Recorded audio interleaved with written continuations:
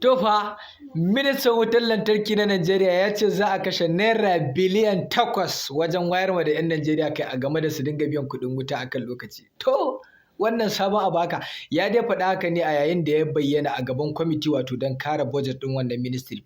So ni abin tambaya a nan shine yanzu misali an ce za a kashe naira biliyan 8 wurin wayarwa da 'yan Najeriya kai wurin ganin suna biyan kuɗin wutar lantarki akan lokaci.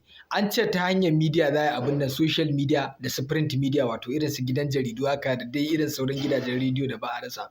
Social media kaɗai ta isa ta wannan abin, amma tambayar ma anan shine nake ganin yanzu da wannan biliyan 8 ɗin da za a karkatar da su zuwa wajen wayarwa da 'yan Najeriya kai, me zai hana kuke ganin aka zuba wannan biliyan 8 ɗin akan national grid ɗinmu da take yawan faduwa kullum? Kuna ganin ba za a ɗan samu ci gaba ko yaya in har aka yi gyara, aka yi maintenance, aka siya wasu kayayyakin aiki? Biliyan 8 fa ba miliyan 8 bane kuma ba 800 bane. Biliyan 8 ake magana.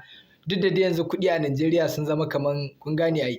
Abu na biyu kuma shine ni sai in ga kaman wannan an yi ma Ministry of Information da kuma orientation kutse cikin ayyukansu. Saboda in dai har ministry guda ɗaya za ta iya kashe naira biliyan 8 wajen wayarwa da 'yan Najeriya kai a game da su dinga biyan kuɗin wutar lantarki akan lokaci, to kenan Ministry of Information da kuma orientation kaman ba su san abin da suke yi ba kenan, kaman ba su da wani aiki fa a Najeriya kenan fa, ba su da wani aiki wannan haka yake nuna mana.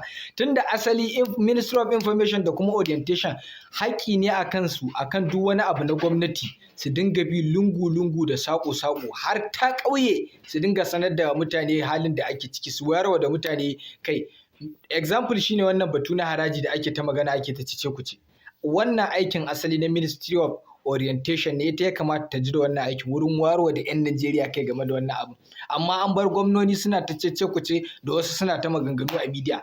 To ga dai Mr. Adelabu ya ce za a kashe naira biliyan 8 wajen ganin an wayarwa da 'yan Najeriya kai akan su dinga biyan kuɗin wutar lantarki. Allah ya sa aka wayar musu da kan su dinga biyan wannan kuɗin akan lokaci.